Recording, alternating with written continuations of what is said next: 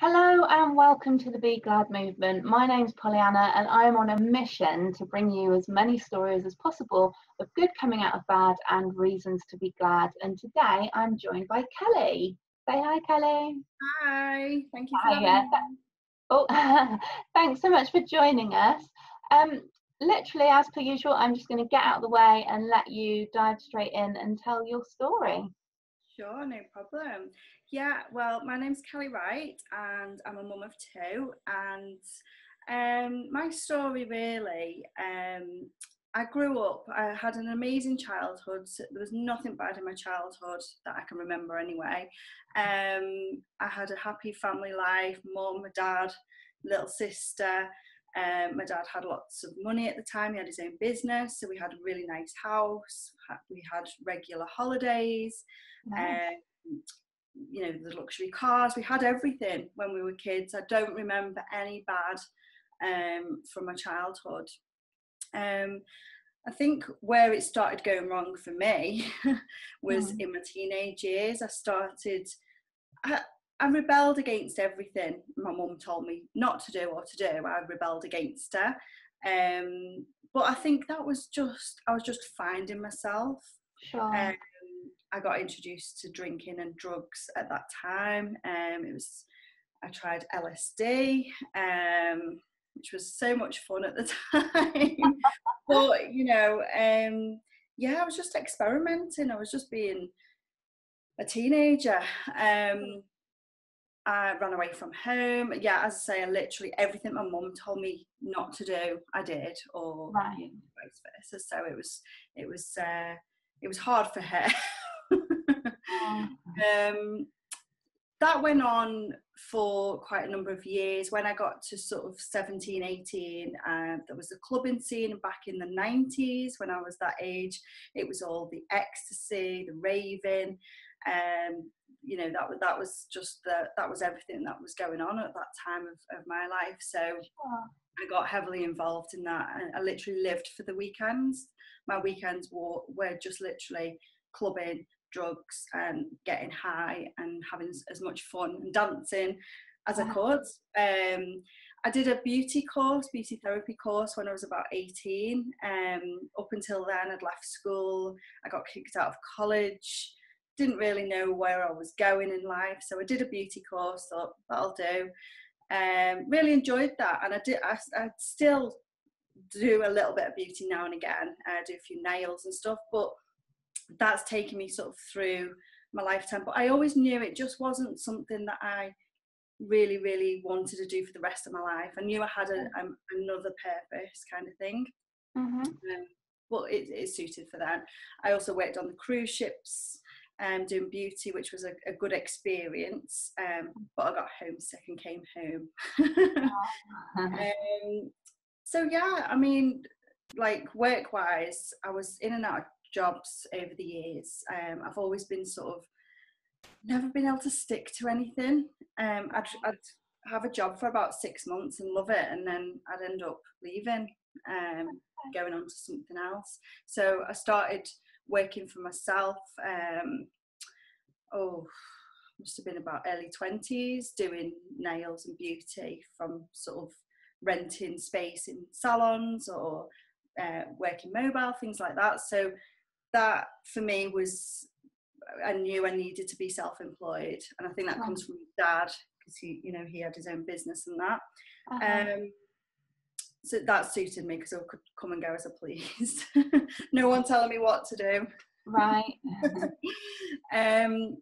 Anyway, so when I was going through my clubbing days, I was saying my dad had this business, but he ended up going bankrupt, and that was around the age of 17, 18.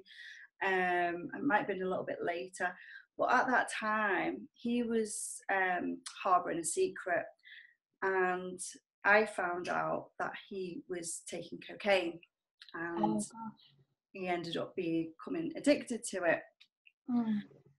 Now, because I was older and I knew about it, I think he thought, oh, she's all right about it all. But obviously I wasn't. He's my dad, and I worried about him. I carried a lot of worry around with me. I carried a lot of guilt around as well, because I knew about it and my mum didn't. So it was kind of a secret. There was a couple of times where he nearly got caught out by her as well. I mean, they used to have terrible arguments, and I knew why, but obviously my mum didn't, and it was really hard to try and keep that secret. Then one day, my auntie, who lived around the corner at the time, she was like, "Kelly, you've got to tell her," because my cousins had told her, and I ended up telling her, and it was amazing. She didn't break down and cry or get angry. She said, "I knew there was something wrong, and now I know," but the guilt I had inside of me for telling her, because it split them up. She wanted to stay with my dad, but he was seeing another woman as well anyway. So there wasn't, he wouldn't go to drugs rehabilitation or counselling, which she tried to get him to do. So it ended up getting very nasty with them over a number of years. So that was really hard to deal with at that age. I was very impressionable. Sure. But as I say, a lot of it was, I think I used my going out as my escape as well. Right. Mm-hmm. I've also been around drink a lot of my life. Now, my mum and dad weren't alcoholics by any means. It was just that they enjoyed a party. They enjoyed social gatherings. Every time there was a social gathering, there'd be piles and piles of drink on the table. And that's just the way I grew up. That's how they were. They enjoyed a drink. So, obviously my mum and dad split up. We had to move again. And there was a few years where it was just, they couldn't even see each other or speak to each other. Luckily now, though, they do speak to each other, they're civil with each other, and we can be in the same company. So it's kind of good, Yeah. Cool. So over those years, not long after that happened, I was raped by a boyfriend at the time. Now, people at the time, I remember saying to me, "What is your boyfriend? How can you be raped?" And it was like, well, I said no. Sure. I know no. And when I look back now, I think it was that. And it's not funny, but it was strange, because a guy I was seeing years later, he worked for the courts. And he said to me, "Oh, we brought this guy in that's local to you, and he's come in with sexual offences." As soon as he said that, I just knew it would be him. I just knew, and it was. Wow. Yeah. So after that, I went downhill quite a lot. I stopped doing my beauty, started working in pubs. I really didn't have a great deal of respect for myself. My self-worth, my self-esteem levels were completely non-existent. I just didn't really care. And I went through a number of years of just being like that, and just using drink and drugs to cope with all the stuff that had gone on in the past. And then I met my ex-husband at the age of 25, and he was 16 years older than me. And I think it was just a time where I needed somebody, and his family knew my family.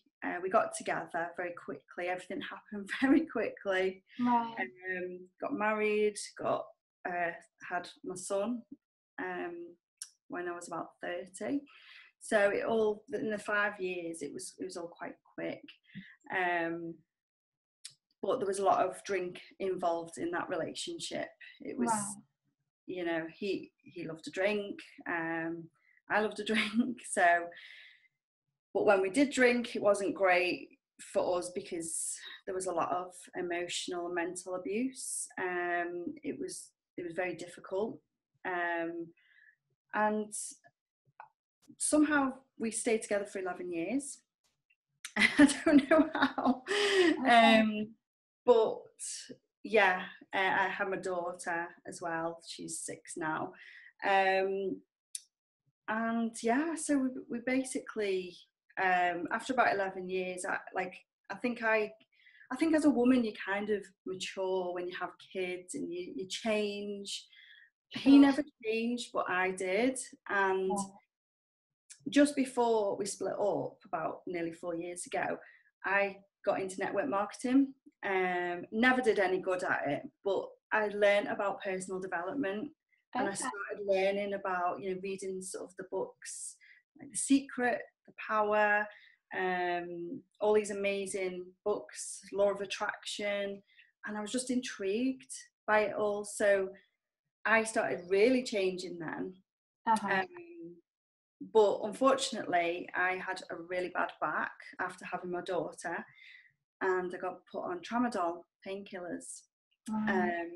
Now, at the time of me and him splitting up, I'd sort of taken a couple of them for my back, but I was like, these are crazy. These tablets are making me feel like really woozy, and how am I meant to take them?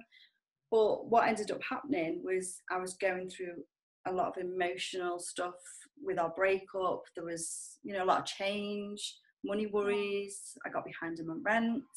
I ended up addicted to the tramadol. Right. I was using them for emotional pain, to numb what was going on around me. I was using them as an escape from my reality. The kids were hard work. My son's got sensory and auditory processing disorder. He's getting assessed for ASD and ADHD. So, it was a handful with him. My daughter was 2 at the time. She wasn't sleeping. It was just complete change and carnage, really. Deal with, Yeah. So I did, and I admit it. I did use them as my escape. So this was like 4 years ago, and I was on them for 3 years. I only came off them last year. Throughout the 3 years, I made quite a lot of mistakes in my life. I was, again, my self-worth levels, self-esteem, although I was starting to build up more of confidence about myself through personal development, I still had these niggling self-limiting beliefs about myself and negative emotions around everything I'd gone through. So luckily, nearly 2 years ago, I met my current partner, Michael, who I'd just come out of a relationship which was horrendous. It was basically, I knew his ex-wife, and there was a whole load of crap that went with it. So yeah, I mean, I won't go too much into that, but I'd just come out of that, and I was like, I'm done. I don't want to meet anybody else. I don't want to get into any relationships. And Michael pops up on Facebook of all places. And so we met for a coffee, and literally it was like we'd known each other all our lives. It was a really bizarre feeling. Like, he said to me, I recognise you, and I was like, I recognise you. And we've talked about places we'd worked, because he lived sort of up the road from me. We'd always worked at the same places, but never at the same time. Okay. So it was kind of like, what's that film, Sliding Doors, is it? Where it was really bizarre, even down to a place miles away. We both worked there, and it was miles away from where we live. It was crazy. It just felt like we'd known each other all our lives. It was a really bizarre feeling. So the first 6 months were great, and we were drinking every weekend. When the kids went, we'd have a drink and have a laugh and have a nice time. But then I started wanting, again, I was getting more into my personal development. I'd done a counselling course, and I really enjoyed that sort of concept of helping people. So, but I was looking for more, wanted to learn more. So I found a guy called Daniel Tolson, who's a business coach, and he was was coming over to the UK last year to deliver an NLP and timeline therapy course. And I was like, I need to do that. So yeah, so with Michael, the first 6 months were great. I started reducing off the tramadol. I went to the doctors and I said, look, you know, I need to get off these. And she said the only way is to reduce each week and to come off them slowly, just because, you know, you could have a heart attack or something. Okay, yeah. I started doing that and we stopped drinking. But then Michael started changing. I've seen a change in him. He was coming home from work, coming back to my house, and he was going to bed. And I was like, what's going on? He didn't even, you know, there'd be weekends and he'd go, I don't want to drink this weekend. And I'd be like, okay, that's fine. But I started noticing changes in him. And then he come to me and he said, look, I think I've got depression or something. He suffered with anxiety anyway. Right. But he's very self-aware, which is amazing. And he said, I feel like I've got depression. So good enough, he took himself off to the doctors. And this was all happening while I was withdrawing off tramadol, which was horrendous. It was, I'd get the cold and the hot sweats. I'd get irritability. I was very low in my mood. I was very angry. All this was going on whilst he's finding out that he's possibly got depression. My mindset at that time, I was very victim mentality. Oh, I can't deal with this. You know, I don't need this. I've got my own problems. Sure. At the same time, it's like, I love him. And, you know, it was a really difficult time for both of us. So literally, yeah, he went to the doctors. He referred himself to a psychiatrist.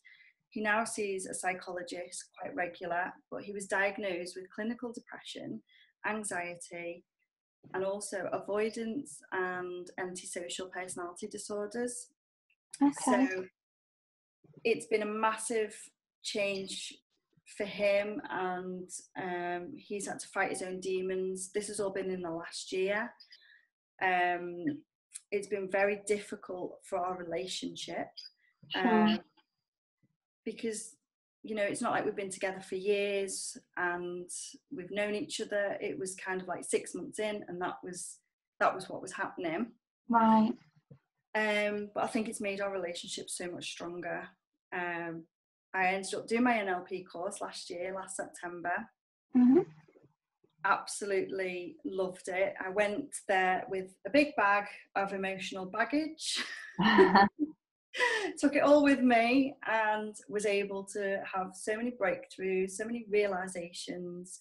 It was just, I released a lot of self-limiting beliefs. Basically just got rid of all my crap I was carrying for so long. It was amazing. Awesome. Yeah, it was very liberating, very empowering. And I was like, I have to do this. This is what I was called to do. I felt like it was the universe's way of saying, this is what you need to do. You need to help other women get rid of their crap, get rid of their self-limiting beliefs, and that's what you're here for. That's your purpose.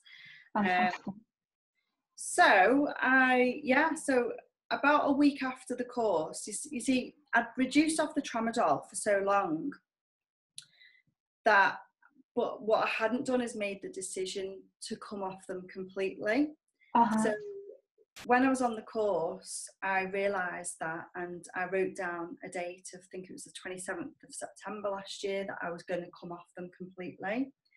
So when I got home, I worked with another coach, a guy called Kenny. He's brilliant, and he does hypnosis as well. And he asked me, you know, is there anything you want to work on today? How are you getting on with your tramadol? And I was like, well, I'm going to come off them in a couple of weeks. And he said, why don't you do it today? And I was like, what? I can't do it today. But again, it was my fear, and it was my self-limiting beliefs of, I can't do this. So we worked on that. we worked on a few things, and literally that day I stopped taking tramadol. Wow. It was amazing. For a few weeks I had a little bit of my emotions were quite dippy. Sure. I got a little bit of social anxiety. I was just very sort of, but I knew it was mind over matter, and I really worked on my mindset. I came off them, and I was like, this works. This actually works. So for a few months last year, I was like, okay, I need a niche. I need people to work with. I can't just say I work with women. It's right. too good. Can't just say I can work with everybody, even though I can. And I'd always kind of wanted to do relationship coaching, or something along them lines. And actually, while I was on the course, Daniel suggested I did relationship coaching, because a lot of my stuff that was coming up was through my mum and dad's relationship. Right. And he said to me, have you considered it? So I was like, well, yeah. So now what I do is, because when I was going through the initial stages of Michael, not knowing what was wrong with him, and he was withdrawing from life, basically, there was no intimacy, there was everything I felt like I'd lost him. Sure. I felt like I'd met this amazing guy, we had so much in common, it was like we were meant to be, and someone just took him away from me, and it was like a loss. So I set up a support group for women who have partners or family members who've got mental health issues. Mm-hmm. And it's a support group, and everybody in there supports each other. And I hop on sometimes and do a live, or I'm starting to do interviews in there as well. So now, I'm working with women who have partners who suffer with mental health issues, and also people who may have addictions as well, because I know and how it all works, and how it can empower you to become the person you want to be. It's just phenomenal. Awesome. Wow. So in a nutshell. Yeah. So if you hadn't gone through all of that, you wouldn't be doing what you're doing now, and it sounds like you're helping a lot of people. Yeah, definitely. My business partner and I have just set up a course, and it's called Pathway to Success. We're running it every sort of 30 days, and she's a nutrition coach, so she's helping the nutrition side, because what we put in our bodies obviously reflects on our minds and our actions and our energy levels. Definitely. So she deals with that side of it. I deal with the mind. I work with, do different NLP techniques with people. I'm doing time management skills and techniques, core values, because knowing your core values is very important for success in your life, whatever that may be. So we don't sort of do it as it's women in business. We just say it's success, whatever that means to you. So we've got that as well. Fantastic. Very busy. Fantastic. That's really cool.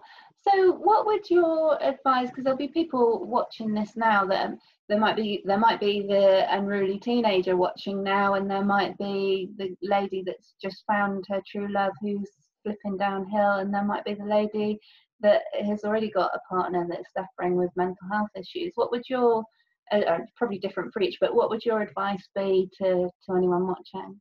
Yeah, just to obviously, if you suspect your partner has mental health issues, communication is key.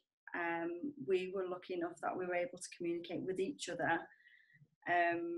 As hard as it can be, talking to your partner about things like that, but to get them to go and get help is really, really important. So that would be my advice, really. Or join our support group, because we're all in the same boat. It's a great network of people. If your partner has already got mental health issues, look after you. It's so important. You're running around trying to look after them, but you can't run on empty. You have to take care of yourself. Self-love, self-care. I mean, I found things like yoga, meditation, saging my house, using crystals. I do all that now. And getting a coach, being coached really has helped me learn coping strategies in able to help him, if you get what I mean. Yeah. So yeah, it's dealing with you. It's all about, you know, you might think, oh, I can't, you know, I've got to think about him, I've got to think about the kids, you know, it's selfish to go an hour and do yoga. No, it's not. It's not selfish whatsoever. You have to take time for you, because as I say, you can't run on empty. Sure. It's a really good message. Really good message, yeah. What is it they say when you're on the aeroplane? You have to put your own gas mask on first before you help. Yeah, before you help others, exactly. Yeah, definitely. Oh, well, thank you so much for sharing your story. Is there anything else that you want to say before I round up? Oh, I was going to mention I'm part of a book where more of my story will be in, and that's called Mumpreneur on Fire 3, which is out September, October, even could be November time. It's just getting written now, but there's 25 inspiring women all telling their stories, similar. Fantastic. Yeah, so look out for that. Awesome. Well, if you send me a link or something like that, I can share it and then people can look it up. Thank you. Fantastic. Thank you so much for joining us, Kelly. I really appreciate it. Thank you for having me. Oh, my pleasure. My pleasure. Thank you.